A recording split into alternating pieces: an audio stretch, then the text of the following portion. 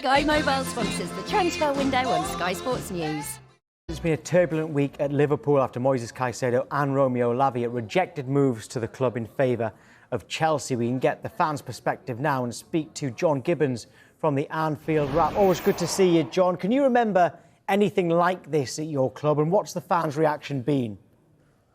Yeah, I don't think we've ever had anything like this before, really. Well, certainly not recently. In recent years, Liverpool have been really well-run club in terms of transfer activity. We've identified targets early. We've gone after them, sometimes working on deals for over a year. And then at the start of the window, they've looked to get them done. And by the sort of mid to end, we've generally, had things in place and been ready to go. Whereas this summer, it's certainly very, very different to that. It's a lot more, reactive and none more so than last week, where suddenly out of nowhere they felt they could break the British record for Caicedo and went in late and tried to steal a march on Chelsea, and obviously weren't successful. So it is very strange times. In terms of the fan reaction, I think a lot of fans last week were just pleased to see Liverpool show a bit of ambition. We're pleased to see the owners, who've had a lot of criticism, find enough money for the British record fee. And so I don't think people were necessarily, they were disappointed that we couldn't get him over the line, but I think it did show at least some intent that what we've been asking for from the ownership this summer. It's a shame it sort of took too long. It's been a long time, coming without much going on really since the last signing came in on the 30th of June. And so, yeah, it was nice to see them spring into activity. But for now, it's just all about what happens next, because there's only 3 weeks to go. Yeah, what you just said there's quite interesting, because we know that Liverpool legend Jamie Carragher labelled the club's transfer business a joke. He called it embarrassing. Is that a little bit harsh, given that you are clearly trying? I think it's harsh. I think you could argue that last summer was probably more embarrassing, really, and that they spent all summer saying they didn't need a midfielder and reassuring everyone they didn't need a midfielder. And then, with a week to go, got Arthur Melo on loan and someone who didn't end up featuring at all. And so that's probably, a little bit more embarrassing, having to go back on what you've said. This summer, everyone's been very clear we need midfielders. It's been clear from the off, and then they let a couple more go in Henderson and Fabinho. So it was really, really more pronounced.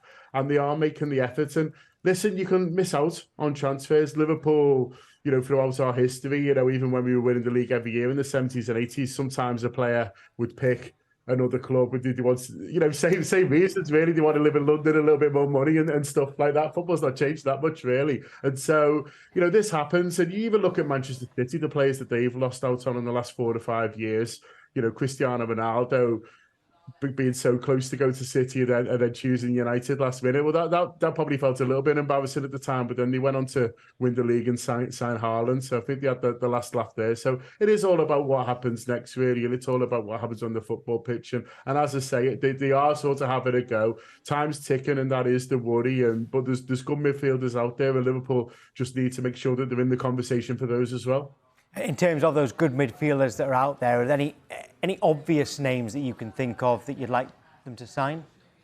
Well, what's interesting is that quite a lot of the midfielders that we were linked with earlier in the window haven't actually moved yet. A couple have, but in terms of the Premier League ones, we were linked with Decore, Crystal Palace. He's still there. We were linked with Pelleira, who I really like at Fulham, and he hasn't moved on. He got a little injury that seemed to sort of set any moves back, but he'll be back playing sooner rather than later. And I really like Pelleira, and also Luis at Benfica, who I've seen less of because I do watch more Premier League. But you look at his numbers and his stats, and he looks really impressive. And there's a lot of talk about Sagara at PSV as well. So the midfielders that we were linked with are sort of still around. I think it's for the key for Liverpool is identifying, who has the closest assets in terms of what we need, who has the profile, the ability to come in and make an impact at the right price, identifying them and getting the deals done. And if we can do that, people will be happy. Yeah, and we've talked a lot about central midfielders. So far, the signings that you've brought in, how impressed have you been with them? How excited are you by them? And is there another area that you think that desperately needs to be strengthened?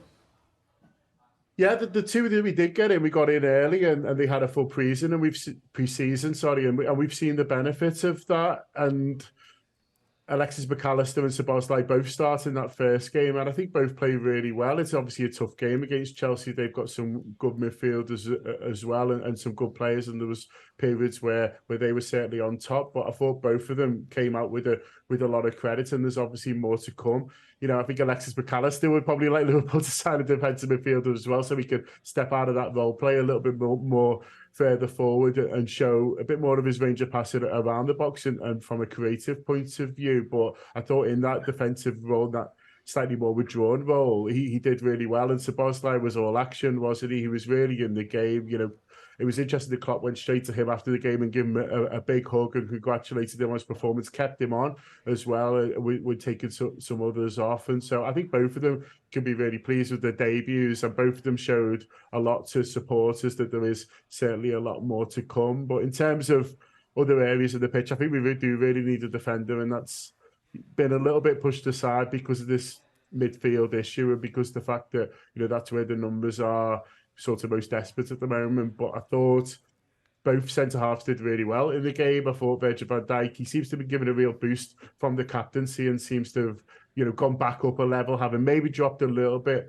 you know, from his, very, very high heights of his Liverpool career. But I think Virgil's going to have a really good season. Konate is an excellent young defender and showed that against Chelsea. But I think after that, I would be worried a little bit. And so someone who can come in and fill in on the left side of the defence and maybe a little bit of left back as well would be really, really a really good sign and a really useful signing for Liverpool. Well, John, as I mentioned yesterday, there's still over 2 weeks to go in the transfer window, and a very good first result of the season, a draw away at Chelsea, not bad at all. Thanks very much for coming on. Cheers. Always a pleasure.